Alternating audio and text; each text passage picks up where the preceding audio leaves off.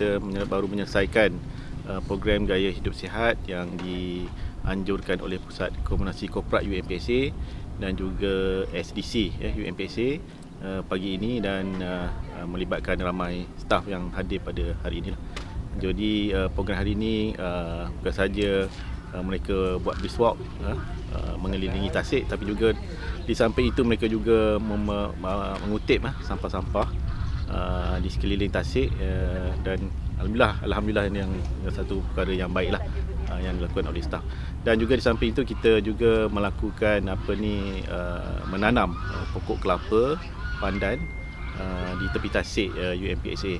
So jadi dari segi kelestarian inilah perkara-perkara yang salah satu inisiatif yang kita perkenalkanlah untuk SDG kita dan untuk kelestarian kampus, yang mana tahun ini kita mensasarkan 20% reduction of carbon footprint pada tahun 2026, dan insyaAllah kita akan meningkatkan reduction of footprint carbon sehingga 2030 sebanyak 40%.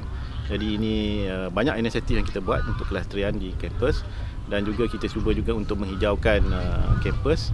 Buat masa ini kita sudah mempunyai lebih kurang 20% kehijauan di kampus, yang mana kita akan tingkatkan lagi lah.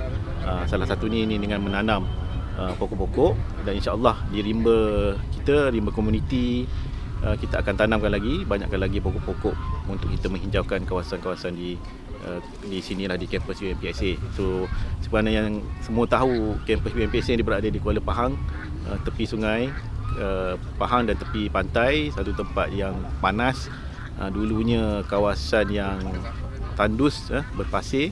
Alhamdulillah setelah 23 tahun kita nampak banyak kehijauan yang telah kita daripada dulu kita tanam, dan alhamdulillah kita nampak hasilnya selepas 20 tahun. Dan insya-Allah sekarang kita tanam lagi, insya-Allah kita nampak nanti hasilnya pada tahun-tahun selepas inilah, 5-10 tahun atau 20 tahun akan datang insya-Allah.